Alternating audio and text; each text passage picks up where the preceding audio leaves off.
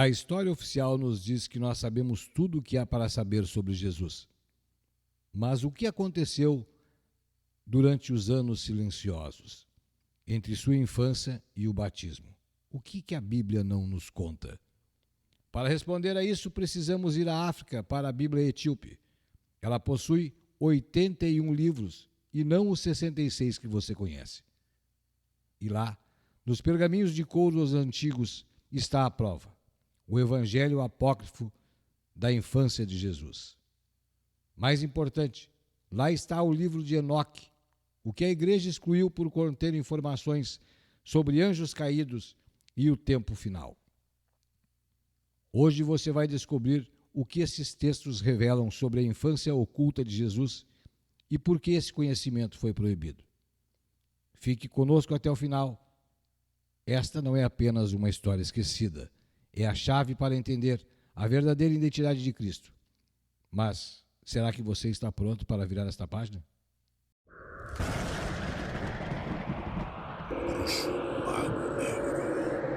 Nem toda luz vem do céu. Bom, gente, hoje nós vamos falar sobre um assunto que, cara, hoje a coisa vai complicar pro lado de vocês aí. Vocês imaginam que... Como é que vocês enxergam o cristianismo? A Bíblia, por exemplo. E principalmente a figura de Jesus. Porque o que eu vou contar para vocês agora não vem de Roma, não vem do Vaticano, não vem dos grandes teólogos europeus. Vem das montanhas da África, vem da Etiópia.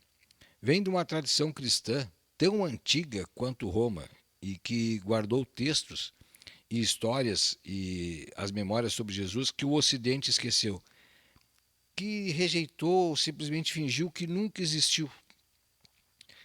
Mas deixa eu te fazer uma pergunta, meu chapa, que é de cara aqui, que é para tu manjar aqui o assunto. Quando tu pensa no cristianismo, tu pensa em quê? Em Roma? No Papa, no Vaticano, Jerusalém, Constantinopla? Tudo sempre em torno da Europa e do Oriente Médio, não é? Agora, imagina descobrir que lá na África, isso mesmo, lá na África, em cima de um platô cercado de montanha, existe um reino, Acassum, que vivia o cristianismo quando Roma ainda nem tinha se decidido se aceitava ou não essa fé como religião oficial. E mais, que esse povo guardou uma versão ampliada das escrituras com livros que o resto do mundo jogou fora, meu chapa. Aí entra a famosa Bíblia Etíope. A Etiópia adota oficialmente o cristianismo por volta do ano 330 d.C., com o rei Ezana.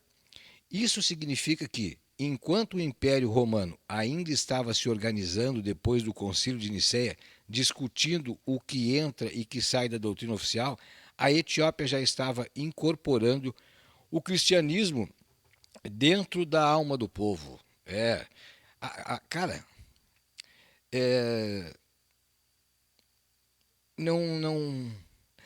não como religião colonizadora, né? Não como imposição de império, mas como algo que foi enraizado ali junto à própria história da nação. O cristianismo africano antigo, de raiz, isto sim, não depois quando veio a colonização, aquela aquela a gente conhece. E tem outro detalhe que quase ninguém comenta. Mesmo antes do cristianismo oficial, a Etiópia já tinha contato com o judaísmo. A famosa história da rainha de Sabá e do rei Salomão não é só romance de Bíblia. Ela faz parte da identidade espiritual etíope. A comunidade judaica Beta Israel está há muitos séculos, ou seja, aquele povo africano conversa e conversava espiritualmente falando, né, com o mesmo universo religioso de onde Jesus saiu. Isso tudo foi sendo registrado com uma língua que quase ninguém conhece, mas que é uma língua que praticamente é morta na história.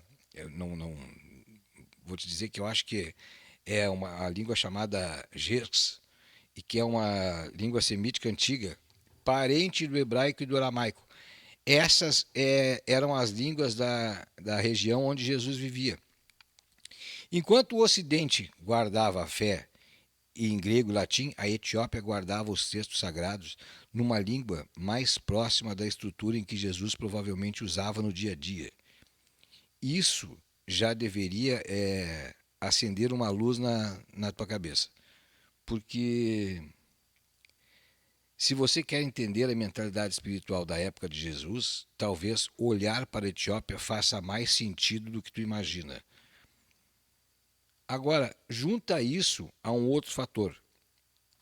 A Etiópia foi uma das poucas nações africanas que não se dobraram totalmente à colonização europeia.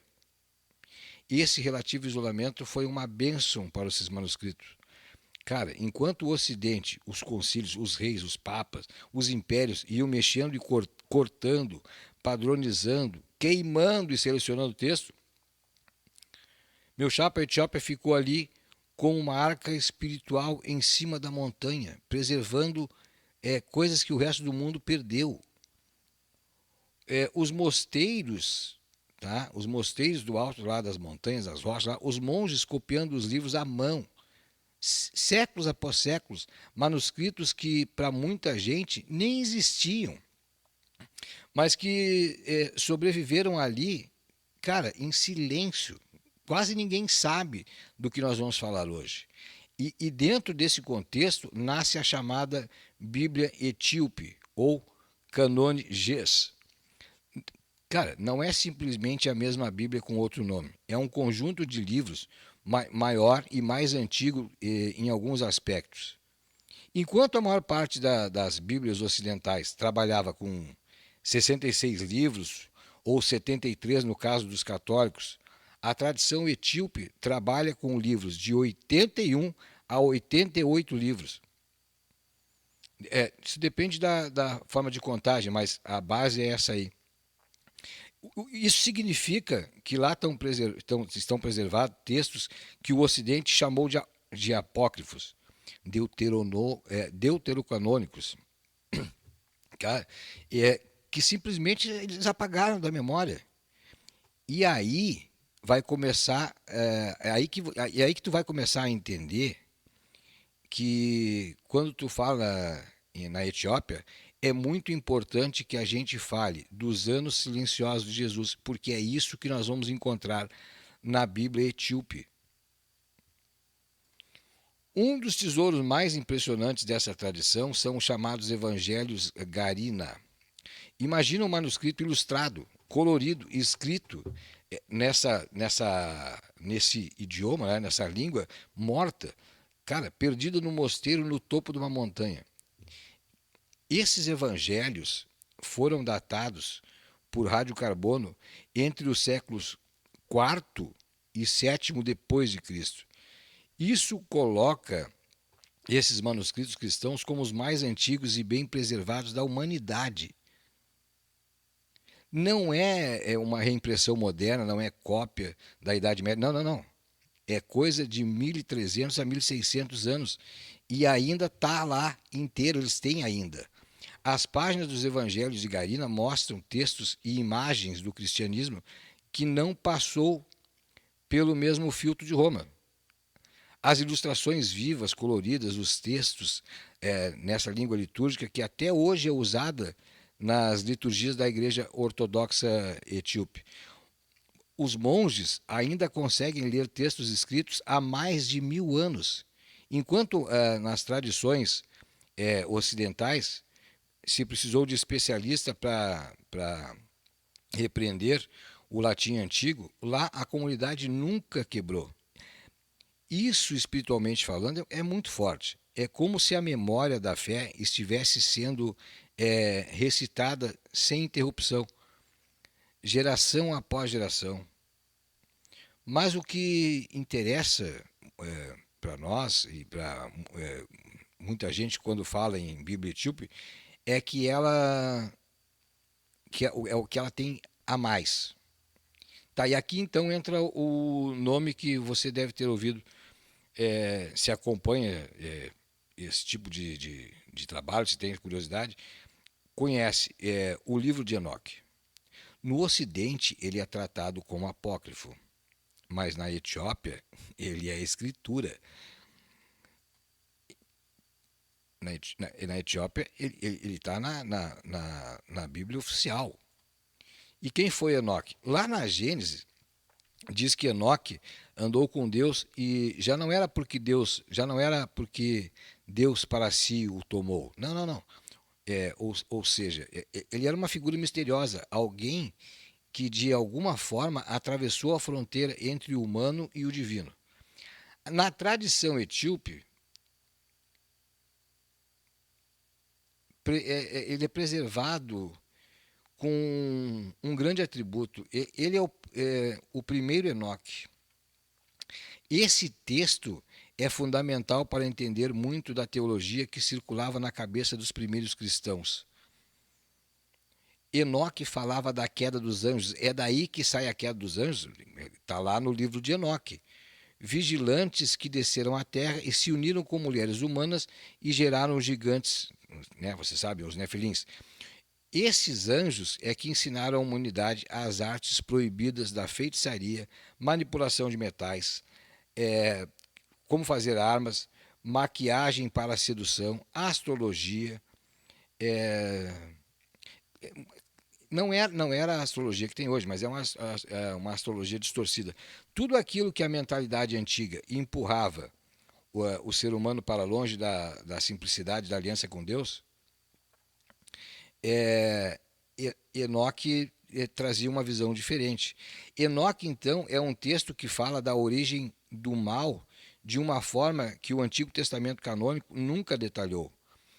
Ele amarra a existência dos demônios à corrupção da humanidade e ao juízo de Deus num quadro só, coloca tudo junto. E mais do que isso, Enoque fala de uma figura chamada Filho do Homem, uma entidade celestial pré-existente que vem julgar vivos e mortos e que está do lado de Deus para receber o poder e a glória. Quando Jesus se refere a si mesmo como Filho do Homem, ele não está tirando esse título do nada, entendeu? Ele está ecoando um vocabulário que já existia nos textos, como no texto de Daniel e principalmente nos textos de Enoque. Os primeiros cristãos, quando ouviram falar o Filho do Homem, não pensavam só em um ser humano, pensavam nessa figura misteriosa do juízo, o Messias celeste. Era isso que eles pensavam. E o que tem mais no livro de Enoque é que é citado diretamente na Epístola de Judas no Novo Testamento, ou seja, os primeiros cristãos liam, citavam e levavam a sério esses textos. Só que ao longo dos concílios, principalmente depois que o cristianismo se tornou religião de Estado do Império Romano, Enoque foi caindo em desuso, desaparecendo em grego, em latim, até ser considerado uma heresia, um mito, um exagero, uma coisa apocalíptica. Então, no Ocidente, por séculos, ele sobreviveu só em pequenas citações, geralmente ninguém conhece o livro todo de Enoque. A gente vê falar uma coisa dos nefilins, de ter vindo viver com as mulheres dos homens, mas é isso que a gente sabe. Mas aonde é que está o que ele ficou inteiro preservado, copiado, lido, reverenciado? Só na Etiópia, dentro da Bíblia deles. Enquanto Roma padronizava o canone, muitos textos que falavam mais abertamente sobre anjos caídos, demônios e mistérios espirituais profundos foram sendo colocados de lado. Já na Etiópia, isso continuou sendo alimento espiritual, parte da formação da visão do mundo, dos fiéis. E quando a gente fala nos anos silenciosos de Jesus, esse pano de fundo teológico é importante porque ele mostra o tipo de universo espiritual em que a figura de Jesus foi interpretada. Agora, vamos falar diretamente dessa lacuna que a gente ignora, que é esse tempo. Tem a Bíblia em casa, mostra Jesus nascendo, depois dá um salto e mostra ele com cerca de 12 anos no templo lá, discutindo com os doutores da lei, né? Impressionando todo mundo. E depois, silêncio. Silêncio de novo. A próxima cena, ele já é adulto, por volta de 30 anos, sendo batizado no Rio Jordão e iniciando o ministério público, né? É aí que ele vai começar. Então, entre os 12 e os 30, que são 18 anos de completo vazio nas escrituras canônicas, nada sobre adolescência, nada sobre juventude, nada sobre crise, aprendizado, nada, tem nada. Isso não se encontra nada nos textos canônicos. Lucas resume isso numa frase: Jesus crescia em sabedoria, estatura e graça diante dos homens. Cara, isso é bonito, é poético, mas para a curiosidade humana é pouco, né? E, cara, esse silêncio que gera tanta especulação. Jesus viajou, Jesus estudou com os essênios, Jesus foi ao Egito, foi à Índia, foi à Grécia. A Bíblia não responde. Aí entram os textos que o Ocidente não aceita, mas que a Etiópia guardou, que são os chamados evangelhos da infância. Isso aí tenho certeza que provavelmente tu não conheça. Esses evangelhos não foram escritos para inventar um Jesus do desenho animado. Não. Eles são a tentativa das comunidades antigas de preencher essa lacuna, de expressar com uma linguagem simbólica e devocional o que elas acreditavam sobre a juventude do que eles consideravam o Messias. Né? Na tradição etíope, esses textos não são lidos como fofoca espiritual. Pensa que é uma conversa boba. Eles são vistos como parte de uma teia da tradição que ajuda a entender quem é Jesus desde pequeno. Uma das histórias mais famosas, vocês devem conhecer, é a do pássaro de barro. Jesus, ainda criança, né, molda um pássaro de argila e as crianças ao redor olham e provavelmente achando que é só uma brincadeira e segundo a narrativa, ele sopra sobre a figura e ela ganha vida e sai voando. Cara, o Ocidente olha para isso e diz, isso é mito, lenda. A tradição etíope olha e vê o símbolo dos logos, o verbo criador, se manifestando já na infância. Não é sobre truque, mágica, é sobre natureza divina atuando ao mesmo tempo quando ele ainda está aprendendo até mesmo a ser gente. Outras histórias falam de Jesus ajudando José na carpintaria. Não só como aprendiz, mas como alguém que interfere quando um trabalhador se machuca. Ele consola, ele cuida. Há narrativas de Jesus consolando uma viúva que perdeu um filho antes mesmo do episódio que os evangelhos canônicos registram. São relatos que destacam a compaixão e a sensibilidade dele desde cedo, mostrando que aquele homem que curava acolhe, chora com os que choram. Ele já carregava isso como marca desde menino. Mas isso nós não vamos encontrar nos textos canônicos. Não, isso vai colocar Jesus de uma forma muito humana, então não servia, os concílios não deixaram passar. Também aparecem relatos de Jesus discutindo com os mestres da lei, os anciãos. Né? Não só aqueles do único episódio que tem, que é aquele do tempo, que é aos 12 anos, cara, mas em várias situações. Para essas tradições, Jesus não era só o filho de um carpinteiro. Ele era desde cedo aquele que lia as escrituras com profundidade e surpreendia os mais velhos com a sua compreensão daquilo que estava lendo. Isso casa perfeitamente com a visão teológica da igreja etíope, que segue a doutrina do Taiwado, que é a ideia da unidade da natureza. Um Cristo humano e divino não são coisas separadas. Para eles, o divino e o humano são uma realidade unificada depois de uma encarnação. Não tem essa separação de Jesus divino e Jesus humano, não. Para eles é uma coisa só que no momento ele está no nosso mundo e depois ele retorna ao mundo da onde ele tem origem. Enquanto o Ocidente está brigando por séculos para decidir se Jesus é mais Deus ou mais homem, ou seja, tem duas naturezas, uma, três, quatro concílios e não se resolve, a tradição etíope caminhava para um outro lado. Jesus era só plenamente humano e plenamente divino desde sempre. Para eles não tinha separação. Os concílios tentavam decidir qual é a parte de Cristo que era humana para colocar ele de forma somente divina. Para os etíopes, não. Para os etíopes, isso não existia essa diferença. Os relatos da infância, na leitura deles, servem justamente para mostrar isso. Para mostrar, meu chapa, que um menino que brinca, que trabalha, que sente, que sofre, mas que ao mesmo tempo manifesta sabedoria, poder, compaixão, cara, não é nada além do normal. Mas os textos canônicos não aceitavam isso. Agora deixa eu te abrir um parênteses aqui importante. Nada disso que eu estou falando é para sair por aí dizendo, então essas histórias são 100% históricas e aconteceu exatamente assim. Cara, a própria tradição séria trata disso como expressão da fé antiga, não como uma reportagem jornalística.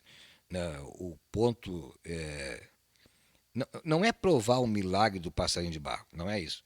O ponto é entender como as comunidades cristãs antigas viam Jesus e o que elas queriam transmitir sobre ele, o que elas sentiam quando pensavam na infância de Cristo.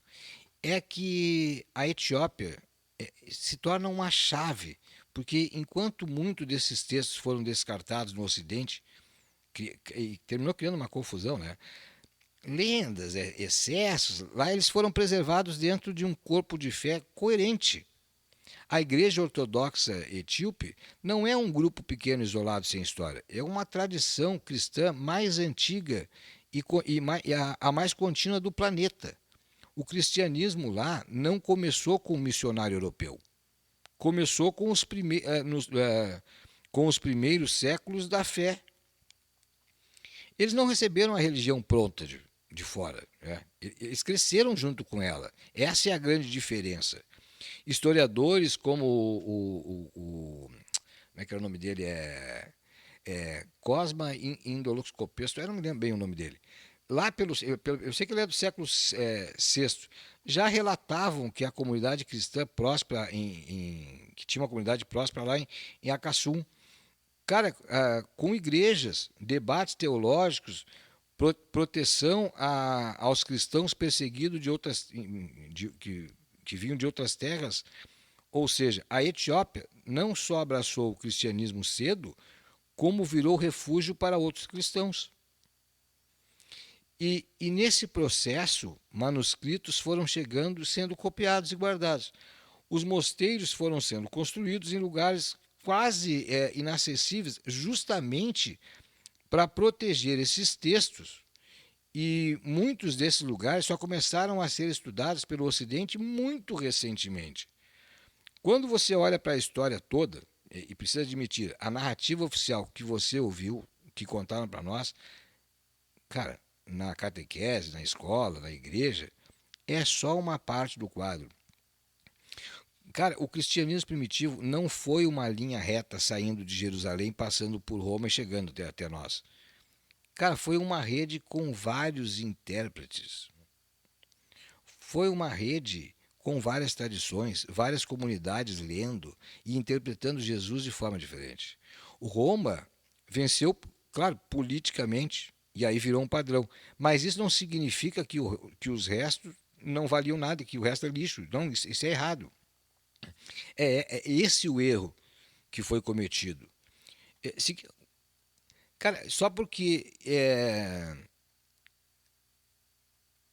eles tinham uma visão diferente, não deviam ser calados ou ignorados. A tradição etíope é justamente uma dessas vozes que sobreviveu fora da influência direta de Roma e de Constantinopla. Ela nos lembra que existe cristianismo no plural desde o começo e que se a gente quer entender quem foi Jesus e principalmente quem ele é para diferentes povos, a gente precisa olhar para entender que a Igreja Ocidental só nos mostrou aquilo que eles queriam e que tudo isso vai mudar o que na prática? Muda a forma com que você vai enxergar, né, desses anos silenciosos de Jesus, né? O silêncio não significa que ninguém pensou sobre isso. Não. Significa que foi escolhido para o canônico ocidental, priorizou a missão pública, a paixão, a morte, a ressurreição, mas enquanto isso os monges da Etiópia liam e copiavam textos que pintavam um quadro mais amplo, um Jesus desde criança, que revela traços da sua missão, da sua compaixão, do seu poder criativo e da sabedoria. Outra coisa que muda é sobre a nossa visão sobre a Bíblia. Não para a gente jogar fora o que tem, mas para entender que esse livro que está aí na estante, aí, guardado num canto, é resultado de decisões históricas de concílio, de disputas políticas, tradições, recortes. A Bíblia etíope lembra que havia muito mais material circulando, muitas vozes, tinham mais memórias, e que, em vez de ter medo disso, cara, nós poderíamos usar isso para amadurecer a fé, é, com uma visão espiritual, né? E com senso crítico, estudar a fundo isso. Muda, por fim, a forma como que a gente enxerga a África, na história da espiritualidade. Muita gente acha que o cristianismo na África é coisa de colonização, coisa de europeu, que chegou e empurrou a fé goela abaixo. Não. A Etiópia desmonta essa ideia, porque lá o cristianismo é africano antigo. É, é orgânico. Os evangelhos não chegaram ali como produto de colonizador, chegaram como parte de uma história que se cruzou com o judaísmo, com reis, com lendas, com montanhas, com monges, eles copiando textos nos altos das rochas para esconderem os textos depois com o tempo. Agora eu te pergunto o seguinte: o que é que tu faz com essa informação? Tu vai continuar acreditando que o cristianismo é uma linha reta, limpinha, sem desvio, ou vai aceitar que a fé que tu conhece hoje é resultado de muitas escolhas, muitos cortes, muita política e também muita gente em muitos lugares tentando preservar o que se considerava sagrado? Os anos silenciosos de Jesus dizem muito menos sobre ele e muito mais sobre nós. Sobre o nosso silêncio, sobre a nossa preguiça de pesquisar, a nossa dependência de uma única narrativa que já estava pronta. A tradição etíope abre uma janela para um cristianismo mais diverso, mais profundo, mais antigo, mais humano, e até mais divino ao mesmo tempo. Um cristianismo que tem medo de dizer existem histórias que, sabe, eles não têm medo de dizer existem histórias que nós não incluímos no cânone, mas que revelam como nossos antepassados na fé enxergavam Cristo. E isso que eu quero deixar para vocês hoje, meus amigos, tá, meu chapa? É a ideia que Jesus não cabe numa única cultura, numa única língua, num único livro, numa só versão. O homem de Nazaré que sumiu dos 12 aos 30 anos para a Bíblia ocidental, cara, ele continuou vivo na memória de outros povos, em outras línguas, em manuscritos guardados em cavernas e mosteiros. Não é obrigado a aceitar tudo como literal, mas é um convite a reconhecer a riqueza dessa diversidade. Se, se esse mergulho na Bíblia etíope, em Enoque, nos evangelhos da infância, na tradição da Etiópia, abrir um pouco da tua cabeça, meu chapa, eu quero saber o que você pensa. Deixa aí no comentário, você conhecia a história? Já tinha ouvido falar da Bíblia etíope, do livro de Enoque, dos evangelhos de Garina? Tu acredita que essas tradições podem enriquecer a fé ou tu acha que atrapalha? Cara, enquanto existirem, vou dizer uma coisa pra vocês, enquanto existir história escondida, eu vou estar aqui para falar com vocês. E se vocês quiserem que eu continue mais sobre essas realidades que não são contadas, cara, me segue aqui no canal que eu prometo que em seguida eu vou postar mais alguma coisa a esse respeito. Mas é importante mesmo saber, o cristianismo africano é mais antigo que o cristianismo romano.